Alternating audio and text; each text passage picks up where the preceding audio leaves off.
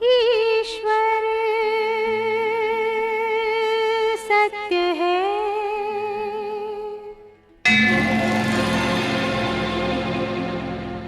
सत्य ही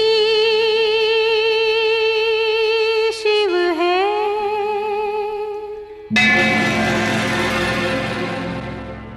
शिव ही सुंदर है। जागो उठ कर देखो, जीवन जो तुजागर है। सत्यम शिवम सुंदरम,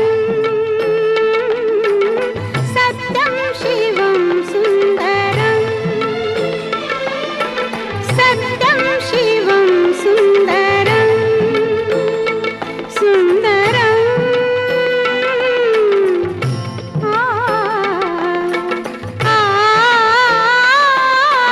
सत्यम शिवम सुंदरम। ओम शांति। स्नेह के सागर परमपिता परमात्मा स्वयं आकर के हम सभी बच्चों को स्नेह के सागर के समान बनाना चाहते हैं। तो हम सब बच्चे स्वयं परमपिता परमात्मा को याद करते हैं। जैसे नदी सागर से मिलना चाहता है, वैसे हम बच्चे भी स्नेह का सागर परमपिता परमात्मा से मिलना चाहते हैं। वो सद बाप है, सत शिक्षक है, सदगुरु है, वो सब सत है।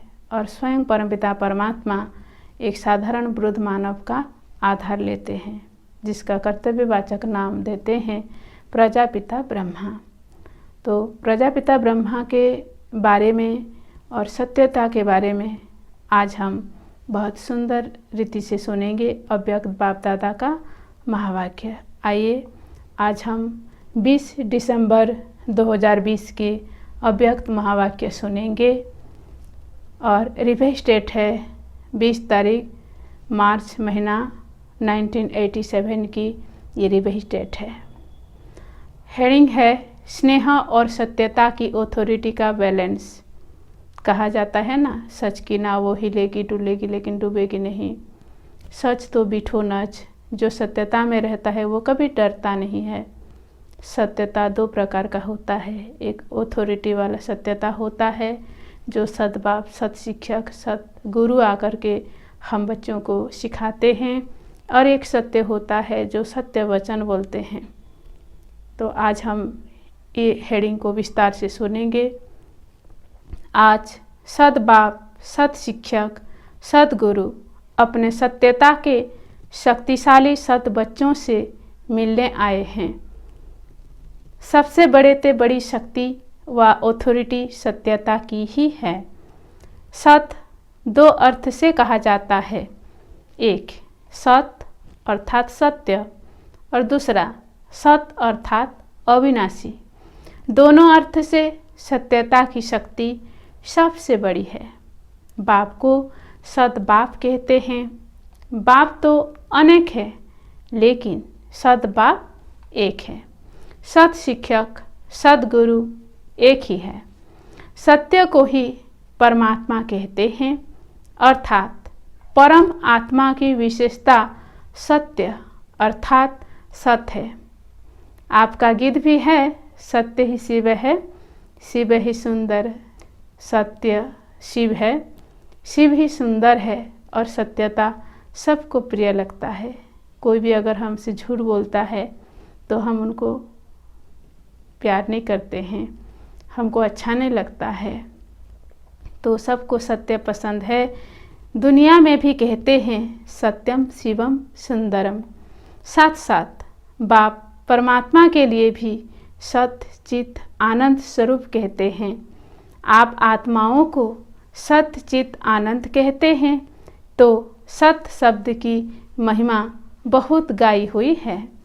और कभी भी कोई भी कार्य में ऑथोरिटी से बोलते हैं तो यह कहेंगे ना, मैं सच्चा हूँ इसलिए ऑथोरिटी से बोलता हूँ, सत्य के लिए गायन है, सत्य की नावों डोलेगी लेकिन डूबेगी नहीं। आप लोग भी कहते हो सच तो बिठो नच। सच्चा अर्थात सत्यता की शक्ति वाला सदा नाचता रहेगा, कभी मुरझाएगा नहीं, उलझेगा नहीं, घबराएगा नहीं, कमज़ोर भी नहीं होगा। सत्यता की शक्ति वाला सदा खुशी में नाचता रहेगा, शक्तिशाली होगा, सामना करने की शक्ति होगी, इसलिए घबराएगा नहीं। सत्यता को सोने के समान कहते हैं, सत्य असत्य को मिट्टी के समान कहते हैं। भक्ति मार्ग में भी जो परमात्मा की तरफ लगन लगाते हैं उन्हों को सत्संगी कहते हैं, सत का संग करने वाले हैं। और लास्ट में जब आत्मा शरीर छोड़ता है तो भी क्या कहते हैं? सत नाम संग है। तो सत अविनाशी, सत सत्य है। सत्यता की शक्ति महान शक्ति है। वर्तमान समय लोग आप सबको देख करके क्या कहते हैं? उन्हों में सत्यता की शक्ति है, तब इतना समय वृद्धि करते हुए चल रहे हैं। सत्यता कब हिलती नहीं है, अचल होती है। सत्यता वृद्धि को प्राप्त करने की विधि है। सत्यता की शक्ति से सत्युग बनाते हो, स्वयं भी सत्यनारायण सत्य लक्ष्मी बनते हो। यह सत्य ज्ञान है, सद्भाव का ज्ञान है, इसलिए दुनिया से न्यारा और प्यारा है। तो आज बाप दादा सभी बच्चों को देख रहे हैं कि सत्य ज्ञान की सत्यता की ऑथोरिटी कितनी धारण की है। सत्यता हर आत्मा को आकर्षित करती है। चाहे आज की दुनिया झूठ खंड है, सब झूठे हैं, अर्थात सब में झूठ मिला हुआ है, फिर भी सत्यता की शक्ति वाले विजयी बनते हैं। सत्यता की प्राप्ति खुशी और निर्भयता है। सत्य बोलने वाला सदा निर्भय होगा, उनको कब भय नहीं होगा। जो असत्य होगा, सत्य नहीं होगा, तो उनको भय जरूर होगा। तो आप सभी सत्यता के शक्तिशाली श्रेष्ठ आत्माएं हो। सत्य ज्ञान, सत्य भाव, सत्य प्राप्ति, सत्य याद, सत्य गुण, सत्य शक्तियाँ सर्व प्राप्ति हैं। तो इतनी ऑथोरिटी का नाम रहता है। ऑथोरिटी का अर्थ अभिमान नहीं है।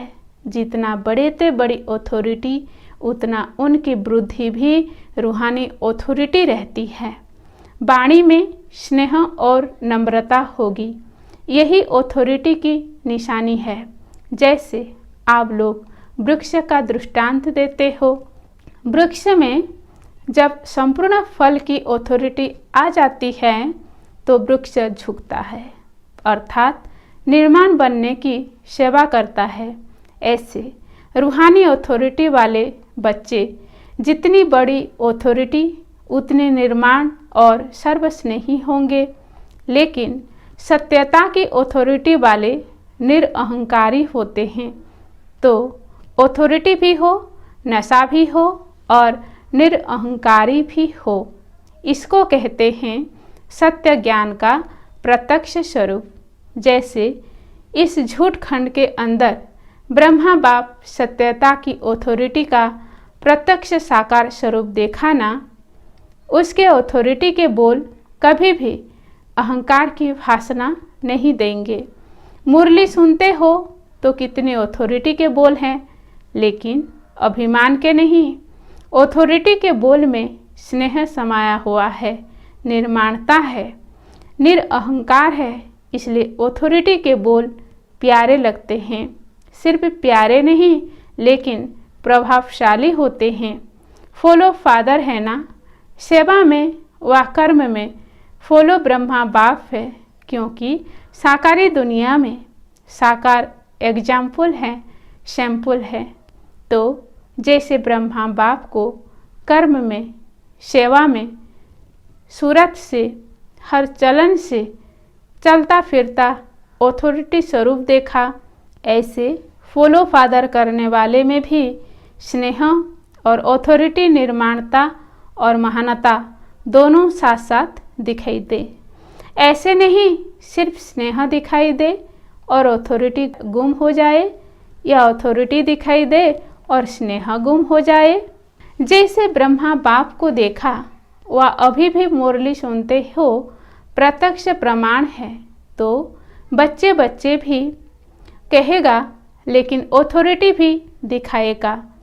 स्नेह से बच्चे भी कहेगा और ऑथोरिटी से शिक्षा भी देगा। सत्य ज्ञान को प्रत्यक्ष भी करेंगे, लेकिन बच्चे बच्चे कहते नया ज्ञान सारा स्पष्ट कर देंगे। इसको कहते हैं स्नेह और सत्यता की ऑथोरिटी का बैलेंस। तो वर्तमान समय सेवा में इस बैलेंस को अंडरलाइन करो। धरनी बनाने के लिए स्थापना से लेकर अब तक 50 वर्ष पूरे हो गए। विदेश की धरनी भी अब काफ़ी बन गई है। भल 50 वर्ष नहीं हुए हैं, लेकिन बने बनाए साधनों पर आए हो, इसलिए शुरू के 50 वर्ष और अब के 5 वर्ष बराबर है। डबल विदेशी सब कहते हैं हम लास्ट सो फर्स्ट हैं, तो समय में भी फास्ट सो फर्स्ट होंगे ना। निर्भय की ऑथोरिटी जरूर रखो। एक ही बाप का नया ज्ञान सत्य ज्ञान है और नए ज्ञान से नई दुनिया स्थापन होती है। यह ऑथोरिटी और नशा स्वरूप में इमर्ज हो। 50 वर्ष तो मर्ज रखा, लेकिन इसका अर्थ यह नहीं कि जो भी आवे उनको पहले से ही नए ज्ञान की नई बातें सुनाकर कन्फ्यूज कर दो।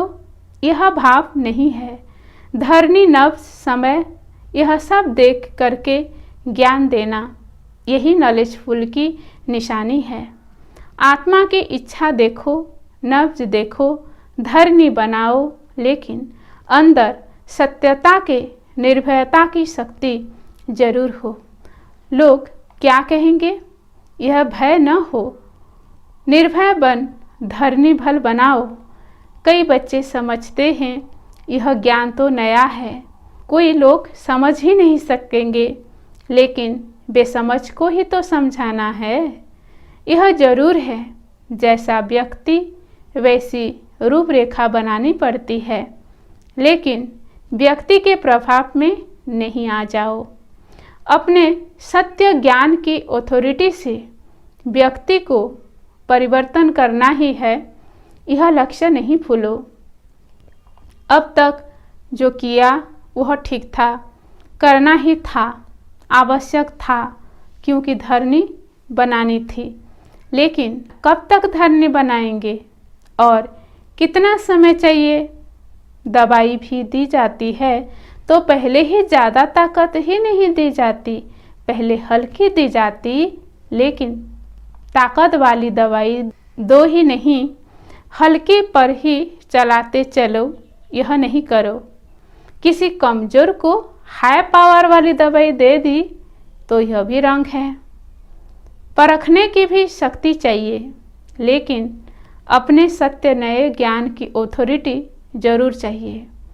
आपकी सूक्ष्म ऑथोरिटी की वृत्ति ही उन्हों की वृत्तियों को चेंज करेगी। यह धरनी बनेगी और विशेष जब सेवा कर मधुबन तक पहुँचते हो तो कम से कम उन्हों को यह जरूर मालूम पड़ना चाहिए, इस धरनी पर उन्हों की भी धरनी बन जाती है।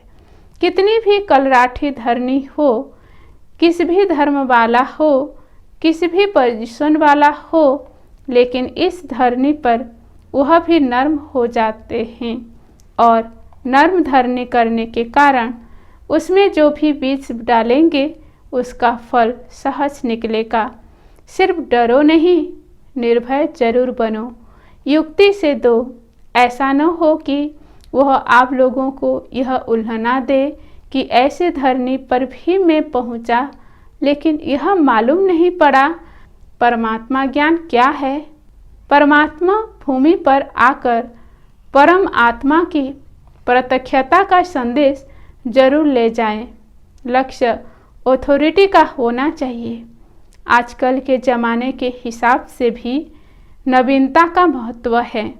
फिर भल कोई उल्टा भी नया फैशन निकालते हैं तो भी फॉलो करते हैं। पहले आर्ट देखो कितना बढ़िया था, आजकल का आर्ट तो उनके आगे जैसे लकीरें लगेगी। लेकिन मॉडर्न आर्ट पसंद करते हैं। मानव की पसंदी हर बात में नवीनता है और नवीनता स्वतः ही अपने तरफ आकर्षित करती है। इसलिए नवीनता, सत्यता, महानता, इसका नशा जरूर रखो। फिर समय और व्यक्ति देख सेवा करो। यह लक्ष्य जरूर रखो कि नई दुनिया का नया ज्ञान प्रत्यक्ष जरूर करना है। अभी स्नेह और शांति प्रत्यक्ष हुई है। बाप का प्यार के सागर का स्वरूप, शक्ति का सागर का स्वरूप प्रत्यक्ष किया है। लेकिन ज्ञान स्वरूप आत्मा और ज्ञान सागर बाप है। इस नए ज्ञान को फिर किस ढंग से देवे, उसके प्लान्स सभी कम बनाए हैं। वह भी समय आएगा जो सभी के मुख से यह आवाज़ निकलेगा कि नई दुनिया का नया ज्ञान यह है। अभी सिर्फ अच्छा कहते हैं। याद की सब्जेक्ट को अच्छा प्रत्यक्ष किया है, इसलिए धरनी अच्छी बन गई है। और धरनी बनाना पहला आवश्यक कार्य भी जरूरी है। जो किया है वह बहुत अच्छा और बहुत किया है। तन मन धन लगाकर किया है, इसके लिए आफरीन भी देते हैं। पहले जब विदेश में गए थे तो यही त्रिमूर्ति के चित्र पर समझाना कितना मुश्किल समझते थे। अभी त्रिमूर्ति के चित्र पर ही आकर्षित होते हैं। यह सीढ़ी का चित्र भारत की कहानी समझते हैं, लेकिन विदेश में इस चित्र पर आकर्षित होते हैं। तो जैसे वह प्लान बनाए कि यह नई बात किस ढंग से सुनावे, तो अब भी इन्वेंशन करो। यह नहीं सोचो कि यह तो करना ही पड़ेगा, नहीं। बाप दादा का लक्ष्य सिर्फ यह है कि नवीनता के महानता की शक्ति धारण करो। इसको भूलो नहीं। दुनिया को समझाना है। दुनिया के बातों से घबराओ नहीं।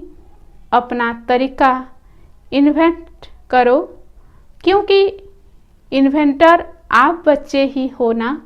सेवा के प्लान बच्चे ही जानते हैं।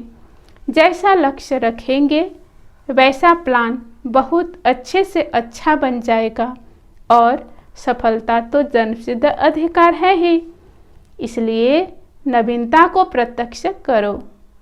जो भी ज्ञान की गुह्य बातें हैं उसको स्पष्ट करने की विधि आपके पास बहुत अच्छी है और स्पष्टीकरण है। एक एक पॉइंट्स को लॉजिकल स्पष्ट कर सकते हो।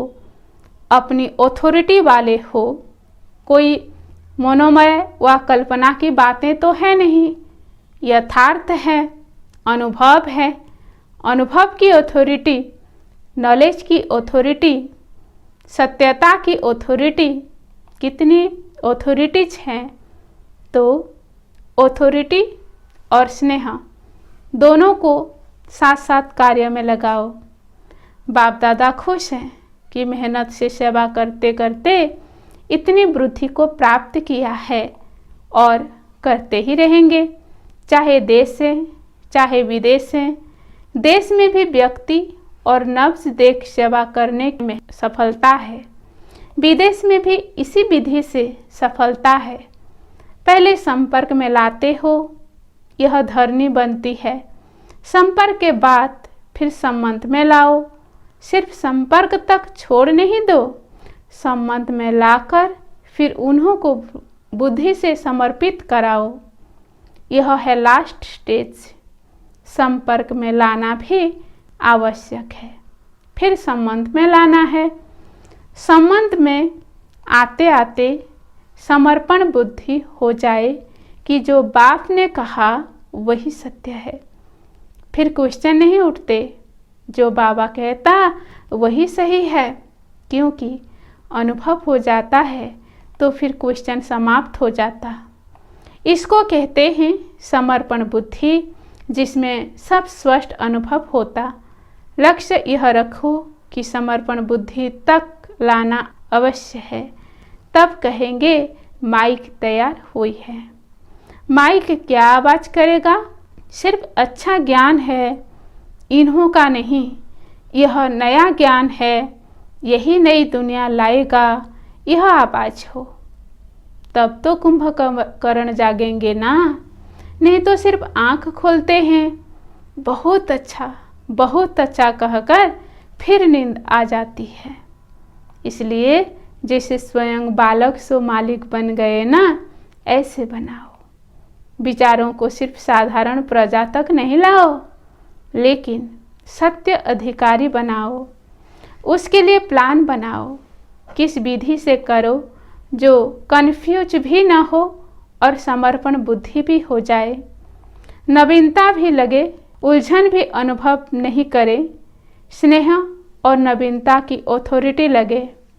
अब तक जो रिजल्ट रही, सेवा की विधि, ब्राह्मणों की वृद्धि रही, वह बहुत अच्छा है, क्योंकि पहले बीज को गुप्त रखा, वह भी आवश्यक है। बीज को गुप्त रखना होता है, बाहर रखने से फल नहीं देता। धरनी के अंदर बीज को रखना होता है, लेकिन अंदर धरनी में ही न रह जाए, बाहर प्रत्यक्ष हो, फल स्वरूप बने। यह आगे की स्टेज है, समझा?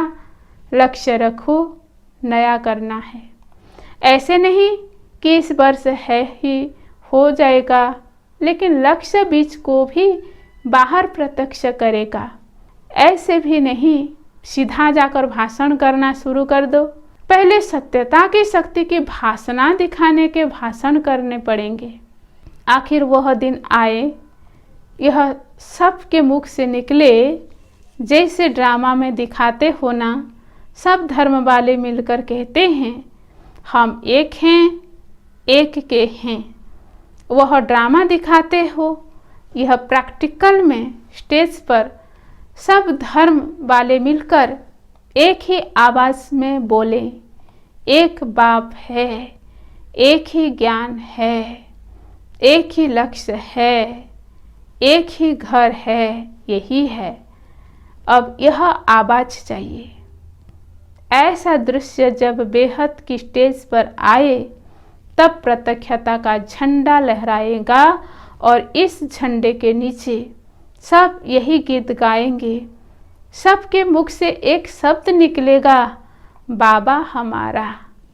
तब कहेंगे प्रत्यक्ष रूप में शिवरात्रि मनाए, अंधकार खत्म हो, गोल्डन मॉर्निंग के नज़ारे दिखाई देंगे। इसको कहते हैं आज और कल का खेल। आज अंधकार, कल गोल्डन मॉर्निंग, यह है लास्ट पर्दा, समझा? बाकी जो प्लान बनाए हैं वह अच्छे हैं। हर एक स्थान की धरनी प्रमाण प्लान बनाया ही पड़ता है। धरनी के प्रमाण विधि में कोई अंतर भी करना पड़ता है, तो ऐसी कोई बात नहीं है। लास्ट में सभी को तैयार कर मधुबन धरनी पर छाप जरूर लगानी है। भिन्न भिन्न वर्ग को तैयार कर स्टैंप माना छाप जरूर लगानी है। पासपोर्ट पर भी स्टैंप लगाने सिवाय जाने नहीं देते हैं ना, तो स्टैंप यहाँ मधुबन में ही लगेगी। यह सब तो है ही सरेंडर माना समर्पित। अगर यह सरेंडर नहीं होते तो सेवा के निमित्त कैसे बनते? सरेंडर है तब ब्रह्मा कुमार कुमारी बन सेवा के निमित्त बने हो। देश चाहे विदेश में कोई क्रिश्चियन कुमारी व बौद्ध कुमारी बनकर तो सेवा नहीं करते हो, तुम ब्रह्मा कुमार कुमारी बनकर ही सेवा करते हो ना। तो सरेंडर ब्राह्मणों की लिस्ट में सभी है। अब औरों को कराना है। मर्जीबा बन गए, ब्राह्मण बन गए, बच्चे कहते हैं मेरा बाबा, तो बाबा कहते हैं तेरा हो गया। तो सरेंडर हुए ना, चाहे प्रवृत्ति में हो चाहे सेंटर्स पर हो। लेकिन जिसने दिल से कहा मेरा बाबा, तो बाप ने अपना बनाया। यह तो दिल का सौदा है, मुख का तुल सौदा नहीं है, यह दिल का है। सरेंडर माना श्रीमत के अंडर रहने वाले। सारे सभा सरेंडर है ना, इसलिए फोटो भी निकाला है ना। अब चित्र में आ गए तो बदल नहीं सकते। परमात्मा घर में चित्र हो जाए यह कम भाग्य नहीं है। यह स्थूल फोटो नहीं, लेकिन बाप के दिल में फोटो निकल गया।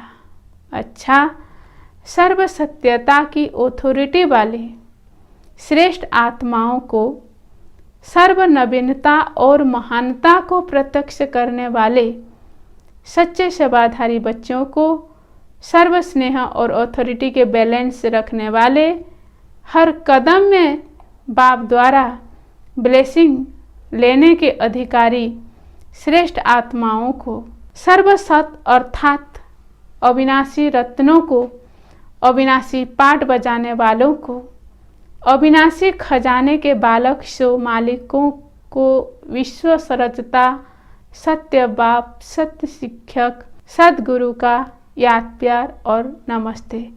हम बच्चों की तरफ से भी बाप दादा को, सद बाप, सद शिक्षक, सदगुरु को हम बच्चों की ओर से याद प्यार और गुड मॉर्निंग और नमस्ते नमस्ते नमस्ते। आज का वरदान है, मौन के मौन से सेवा की नई इन्वेंशन निकालने वाले सिद्धि स्वरूप भव।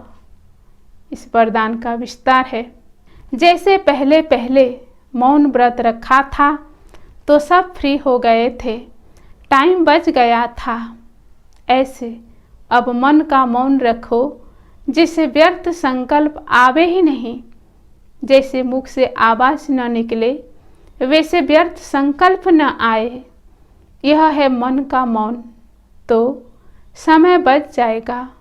इस मन के मौन से सेवा की ऐसी नई इन्वेंशन निकलेगी जो साधना कम और सिद्धि ज़्यादा होगी। जैसे साइंस के साधन सेकंड में विधि को प्राप्त कराते हैं, वैसे इस साइलेंस के साधन द्वारा सेकंड में विधि प्राप्त होगी। आज का स्लोगान है, जो स्वयं समर्पित स्थिति में रहते हैं, सर्व का सहयोग भी उनके आगे समर्पित होता है। अच्छा, आज विशेष सूचना है, आज मास का तीसरा रविवार है।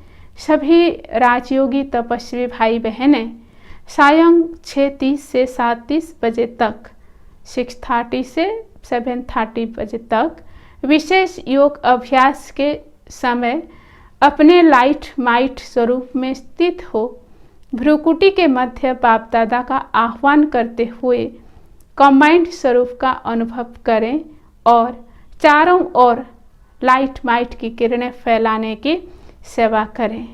ये योग तपस्या करना है 6:30 से 7:30 तक, क्योंकि आज वर्ल्ड इंटरनेशनल मेडिटेशन डे है, तीसरा रविवार है।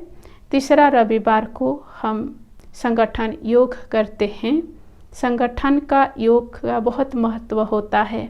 सारे विश्व को कैसे हम शांति फैलाएंगे, ये बाप दादा का हम आह्वान करेंगे और कमेंट स्वरूप से अनुभव करेंगे और चारों ओर लाइट माइट की किरणें फैलाएंगे। अच्छा, ओम शांति।